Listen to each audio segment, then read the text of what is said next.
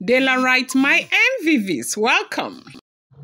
No matter how much you try, you can never ever be Queen Naomi, and you can never be like Queen Naomi. Queen Naomi has a good heart.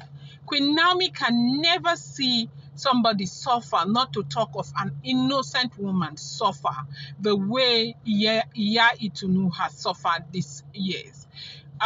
You know that in the palace of the Ooni of Ife, just like every other, area of life, you find out that those who are benefiting from you will support you, whether you do something wrong or you do something right, okay? And there are some people who will be indifferent, and among the group of people, there will be some who will stand by what is right. Now, among the people in the palace, they have different factions. There are factions that will support Ebony no matter what she does, okay? She is a philanthropist and she owns an NGO that she's using to help young women, single mothers and widows. And for some of those women, Ebony has been able to pay their children's school fee and all of that, and you don't expect them to go against Ebony. But for others, they are standing up to what is right. Like what has happened now in the palace has caused a lot of problems with women coming out in their number to attack Ebony physically, like telling her that no matter how much she tries, she can never ever be like Olori Naomi. Naomi will always be better than her. Naomi will always be ahead of her. Kabiyesi will always prefer Naomi to her no matter how much she tries, no matter what she does. Kabiyesi will always prefer Naomi to her. They said this whole thing started from,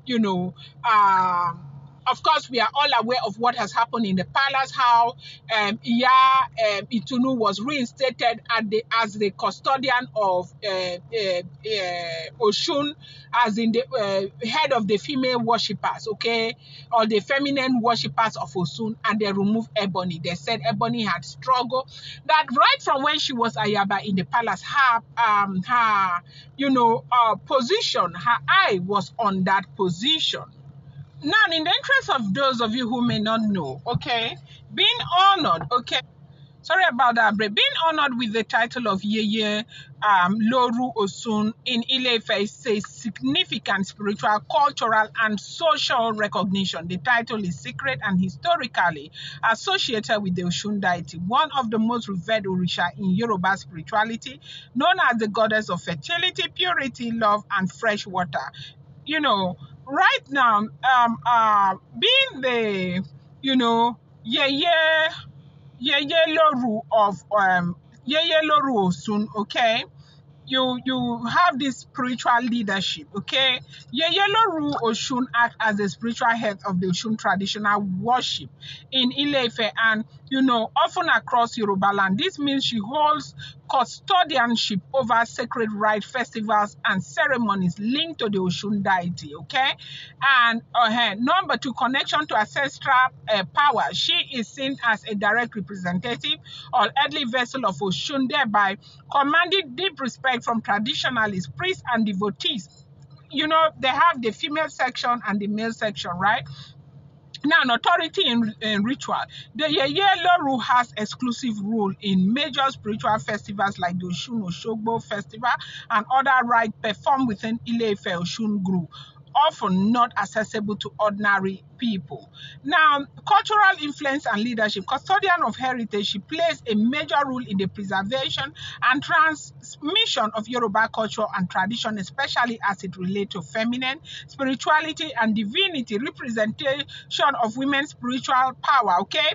The Yeye Loru is often considered a mother figure, embodying the divine feminine and providing guidance to women in the community, okay?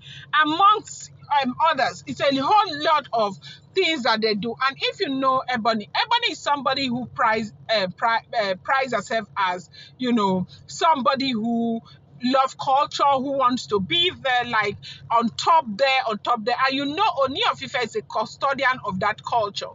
And so by acting as though she is the chief calabash carrier, she makes the entire world feel as if she's the preference for the Ooni of Ife. And that thought process is something that is just making her feel really good about herself, okay? So that was why her eyes were on that position. They say even when she was the Ayaba in Ile-Ife, her eyes were on that position. And when she came in, she fought tooth and nail to ensure that she gets that position from the woman. They framed that woman up. There was nothing they did not do to get that position. Her family helped her and all of that. But what a shame to know that at the end of the day, everything that she has, struggled for, Ooni of Ife has removed everything back from her and given back to the original owner of the position. They said that these women insulted the living daylight out of her. They called her names and told her she would never ever be like Olori Naomi, and she would never ever be the preference of Ooni of Ife, no matter how much she tries, because the things that she can do, Naomi would never do them. Naomi cares about other people and all of that. They say she cried so much because of the level of mockery that this has brought upon her. They called her all sort of names because, so, nobody could have believed that some of those women, these Chinese men that came that year, they said she sponsored some of them. That woman never knew them. The woman did not sell anything. But at that time, Kabiyesi was still on their side so much. Whatever she used, she was able to convince Kabiyesi that, yes, so it is true. And, at that time, too, all these years, Naomi has been there. When Naomi left, people were believing that Ebony would be the first wife that the Ooni of Ife was going to marry. And even if Ooni of Ife married otherwise, Kabiyesi would make Ebony Yeye Oluwa of the source. But when Ooni of Ife went and brought all of these women, the Ooni of Ife did not even consider Ebony Yeye Oluwa of the source. And it was easier for Kabiyesi to bend, as in to agree to give her that position, so that, of course, at the time, Ikpe was his favorite. So Ikpe can take that title of Yeye Oluwa of the source. So it was easy for them to remove this woman so that Ebony can take it. Ebony took it, and that's why you see that she's carrying that calabash, so many festivals. She must come from the UK to come and be in front of the festival, to run things and all of that. And these are the things that gives her the confidence. These are the things that makes her happy. Ebony is somebody that wants, to be in front and, be at the faces of people and all of that. And so this is something that is making her feel so good, and stripping this responsibility from her is one of the worst things that they have done to her.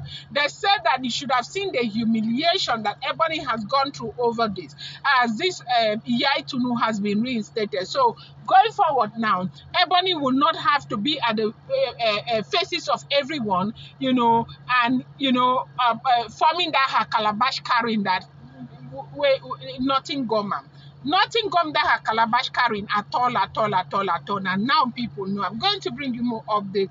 Don't forget, these are all alleged, rumored, unverified information making the rounds on social media and should not be seen as fact.